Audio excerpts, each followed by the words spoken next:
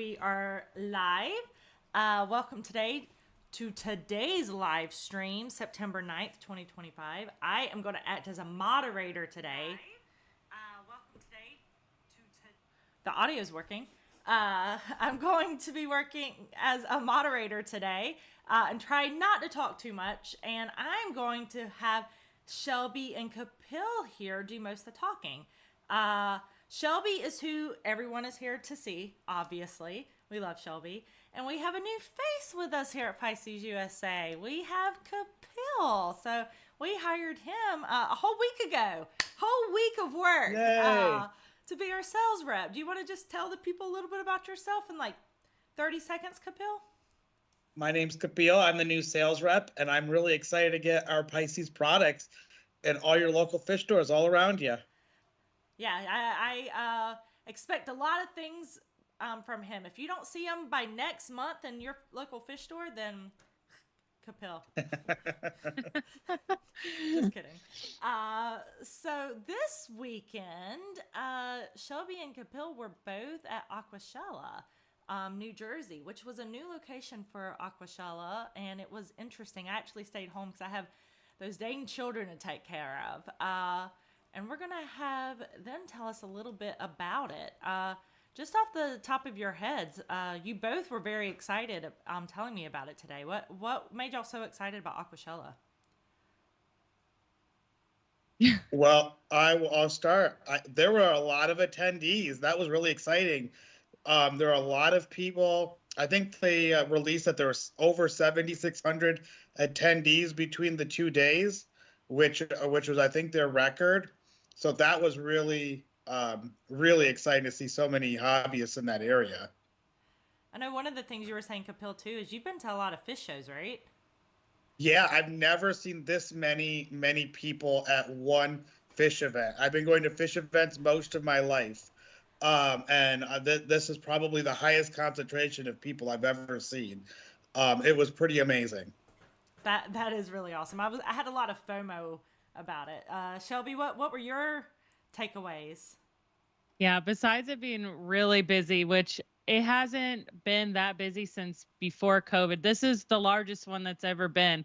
Aquashella, one of the Dallas or Chicago shows were jam-packed before COVID, but a lot of people just stopped going to shows for a while. So it was nice to feel like it's almost normal again.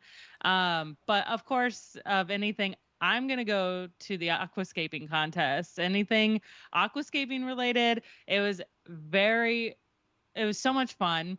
And it was so cool to see the new Talus rock worked in several tanks, and it won first place in the aquascaping contest. Really? Yes, it was a Talus aquascape. It's really, really cool. Hip Hong and Jimmy Nugent, I believe is his last name. Is it Nugent or Win? Win, sorry. I do that every time because obviously that's not something we're I've been corrected both ways, so I always ask. No, it is Win. It's 100%. I always forget. Do we have any pictures of that in the Dropbox? I don't have that. That is with me. I might have uploaded a picture of the winning tank. I know it's posted all over social medias, and we will share it later to our Facebook page. I will download it while you guys are talking. How about that? Yeah. Yes. It is beautiful. It was my favorite, and I was competing against him. And I absolutely loved it. It had a lot of negative space, and it really showed off the rock. Besides our tank that just was jammed filled with the rock of Talus, but people were really interested. It did really well. And just to even like the pieces of wood, the wizard wood was just phenomenal in the contest. There was a lot of detail and big pieces. So a lot of people got to showcase our products off really well. And they're all like super clear. And I mean, they look like high-end aquascapes. A lot of these people are seasoned aquascapers. They've been in these contests multiple times. So it really shows that they improve every single time because they know the struggles of doing live aquascaping, between the water being cloudy to wood floating to, their scape breaking apart. So there was a lot of different things that they had to battle and figure out at the show. And they had the stingray contest. That was pretty neat. That was on by Predatory Fins. Yeah, And it's a unique thing to see a stingray competition in the U.S. I've never seen one. I That was think pretty exciting. Do you think it was the first one? First one that I'm aware of, yeah. Yeah, I really do think it was. And then there was they were just beautiful. And there's probably going to be hundreds of videos of that. I even took a video of that. I think there is videos in our Dropbox of that. They were stunning. Some of the coolest stingrays I've ever seen. A lot of cool hybrids out there. Hip one, you said, right? Yes. Mm-hmm. Okay. I sent you a video just now. I'm not very good at putting videos up quite yet. It's not that one. All right, where? Shared image? Sorry, y'all keep talking. I'm getting it in right now. One thing I saw in the Predatory Fins booth is they had a leucistic fly river turtle. I think that was probably the first time I've ever seen a leucistic fly river turtle in my life. Did I put that as one of the thumbnails? I was thinking about putting it as a thumbnail for this episode. I don't remember if I ended up choosing that one or a different one. I can't see the thumbnail right now. No, I didn't. I didn't do that one. Yeah. All right, so that's the winning aquascape, right? Mm-hmm. It was stunning. And it was in direct view of the Pisces USA booth. So I got to stare at that tank and I was not complaining. It was gorgeous. And I believe they used the Colorado sand in front, which really just complemented that rock really nicely. Mm-hmm. You know, it's really cool. Sorry, Shelby. It's really cool, like, just seeing what everybody does with our products. Like, I have all of that in this tank over here, and it does not look like that. Like, I just am always blown away by the artistry that people have in this hobby. It's incredible. What were you going to say about it, Shelby? So the unique thing about this, it's hard to tell by the picture here, and I just wanted to kind of touch on it, was the aquascape is actually called the First Day of Spring, and the white sand he actually super glued it to the rocks in a downward pour formation to look and mimic as if the snow was melting and coming down off the mountain, and then all the green plants are emerging. So like I thought this was definitely the winner. Yeah, so it was beautiful. Yeah, you can't tell that at all in this picture. Let's see if I have a better one. God, that's crazy. It is stunning. It really was a good choice and very unique and creative. I was surprised that it didn't get most creative because of that. But Austin's was really cool. Austin, he did a really cool, he actually took our honeycomb wood. Oh, I have a picture. I have that picture. Yeah, it's like floating and like just looks so awesome. It's just like, it looks like it's just floating in the tank. Wow. Yeah. I've seen this done before a couple times, but it's hard to execute. It's very difficult. So for someone to be able to do this in a time constraint and be able to pull it off, it is very creative and very good. How did he do that? I mean, Shelby, have you seen any other wood like our honeycomb wood out there? Sort of, but not really. It's the same, but the pieces we get are much larger and like they twirl and it's like hard to find anywhere. I just had a couple people reach out and ask about it because they can't find it anywhere. So it's very unique. It's one of my favorite pieces of wood for sure. Just because it has so much detail on its own and you don't have to make the detail. Some people call it No, that was, I think, wood, in the right? booth. That was one of the... Sorry. I said some people call it shrimp wood, right? Oh, we did it again. There must be a little bit of a delay. Some people call it shrimp wood, right, Shelby? I've never heard that one. I've heard uh some people have called it dragonwood, but there's already dragonwood to begin with. It's a different style of wood. Yeah, I think Flip That is Aquatics very has orange. a similar type, and they call it shrimp wood. Oh, that's funny. But they've also bought our honeycomb from us, so I don't know where they Yeah. got it before they were buying it from us. But I mean, it was one of my favorite things to play with in the booth. Like you could take a bunch of those pieces and lay them together and make it look like a really cool log. You could, go a little bit more abstract with it. I love it. I think it's great. You could probably plant a lot of plants in the holes. And you probably know this better than I do. Great for shrimp, I think. So, Mexicali Fish Keeper is asking, is honeywood different than dragonwood? Do we know? So there is a dragonwood that is very large pieces.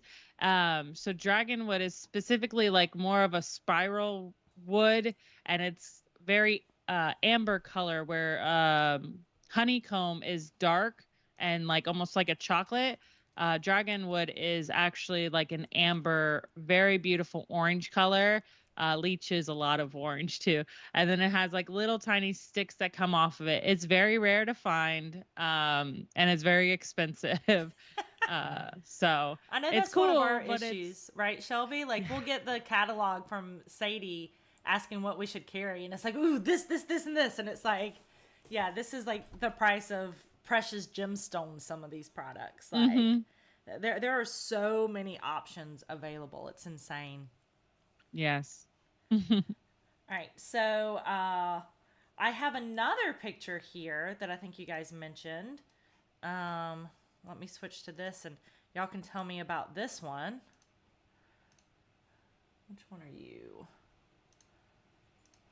Oh, I didn't even think I uploaded that one. Oh, That I is, had this one from Sadie, so. Oh, okay. That is me and Grant's Aquascape. As you can tell, we like a lot of rock, and most people could usually instantly tell. I did overhear someone else that had previously judged the contest. He was also in the contest this time.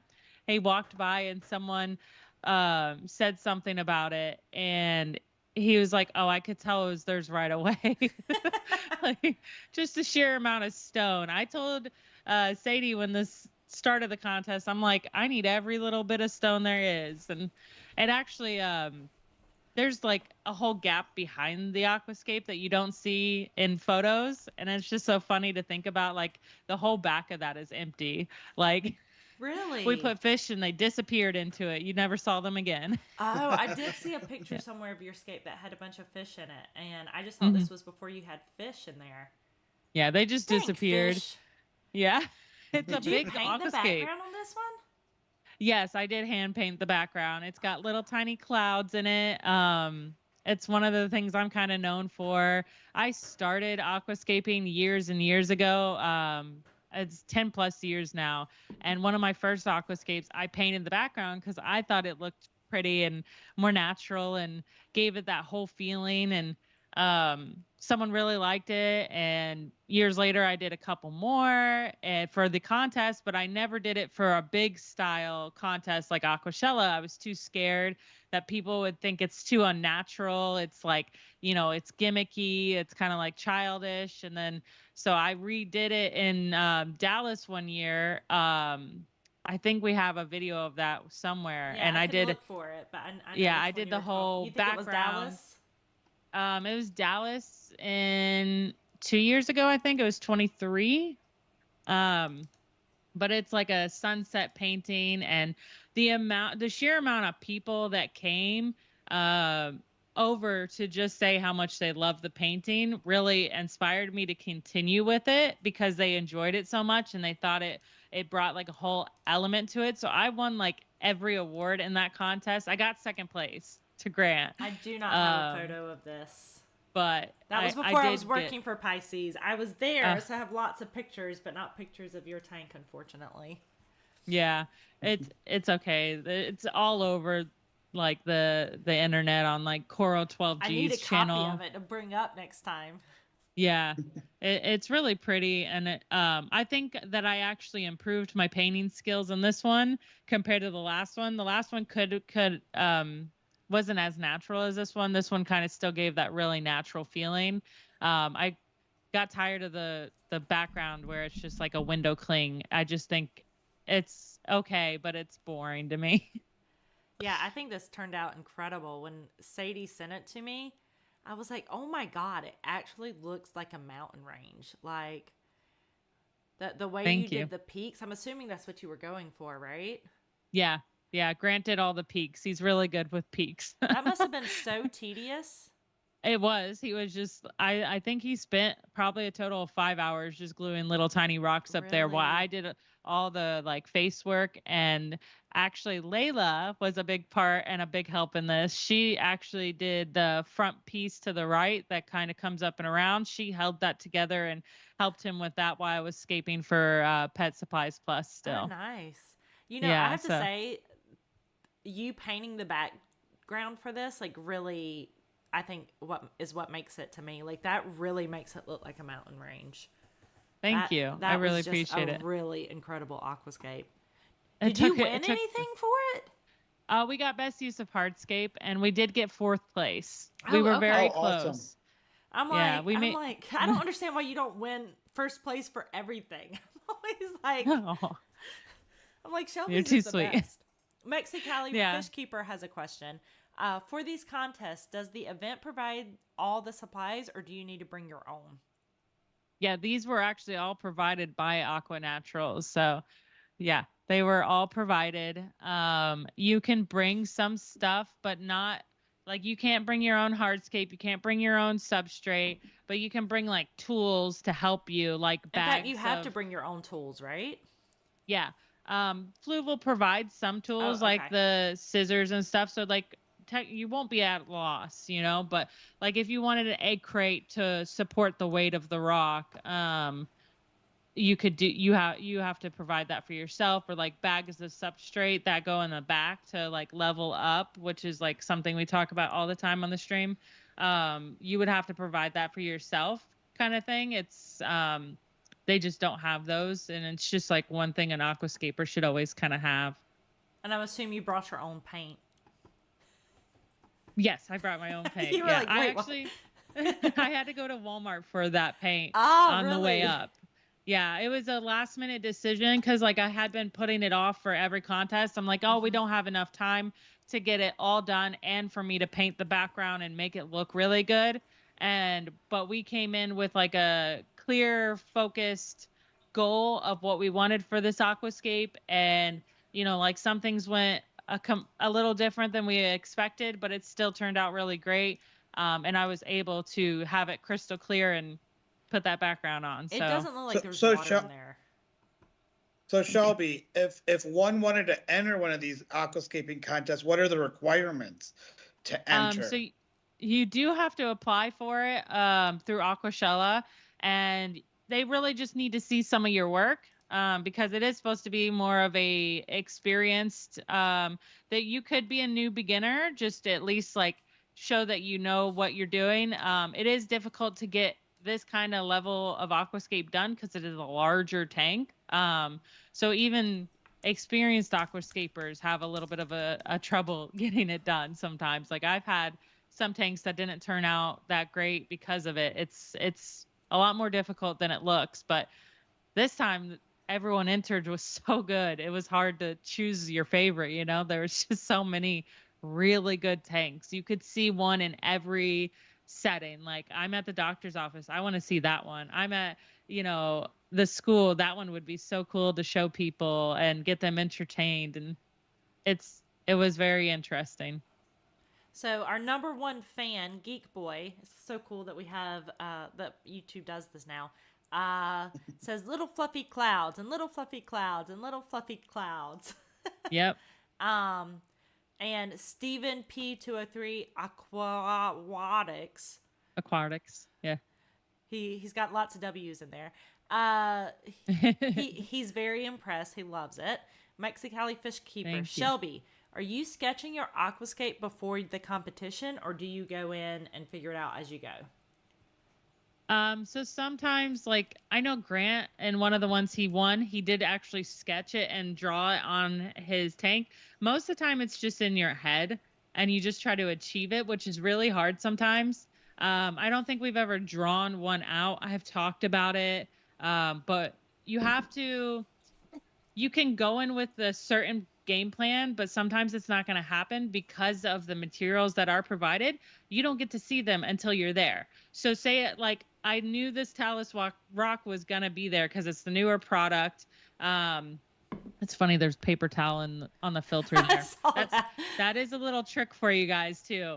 Paper towel, I put it in the filter and on the intake. It helps pick up the particles and make that water crystal clear. It was bothering me because it looked weird. But with the materials, you don't always know if you're going to have enough. So like, say I wanted to do the river pebbles and then they only had like a few there. It's just not realistic for this big of a tank to do something like that in a nature style scape.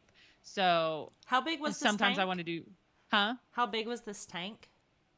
So this is like a 55, almost a 60-gallon tank. It's a specialty like size tank for the contest. They don't actually sell these size. I feel like sometimes you lose scale in the pictures, or at least I do. Yes, they're very large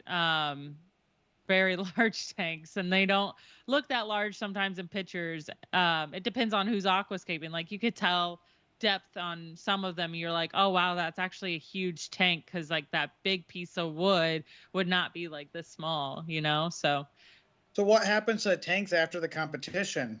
So these ones, it's been different every show, but these ones did get raffled off, and that money goes to charity. So they've been doing that on most of them. Fluval donates to most of the time Pets in the Classroom. That's usually where they donate that money to. Sweet. Awesome. Where's that photo? I'm trying to move it back. All right. So I think there were some other things going on, other competition. We talked about the stingray competition. I think I actually do have a photo in here, Kapil. Is that photo from the stingray competition that I'm assuming you put? Yeah, there's I think like a crossback ray. That's from the competition. All right, I just want to share that real fast, because I feel like there was so much new stuff going on this show. Let's see. Oh, that's actually from the predatory fins display. That's so that beautiful. There had some unique fish in that display. You have that. I think that's a black diamond. Maybe it's a crossback. You had a platinum barramundi. A barramundi is a fish that's found in the Indo-Pacific, Australia in particular. They can go in both fresh and salt water. They're commonly a food fish. If you go to, I don't know if they currently have it, but some of the Trader Joe's sell the barramundi meat. So it's a fish that requires some space. They get like 6 feet long, but it's a big perch-like fish. Really good. And then you have, staring at me, is an albino Florida gar, which is a species that's found in Shelby's neighborhood, but this is an albino.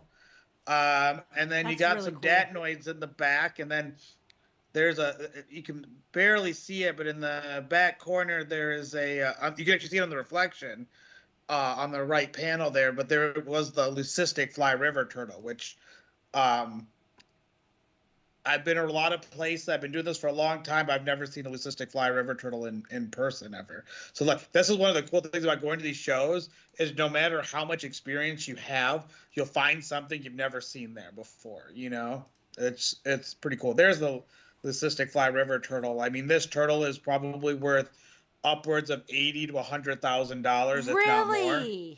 Yeah, they're very rare.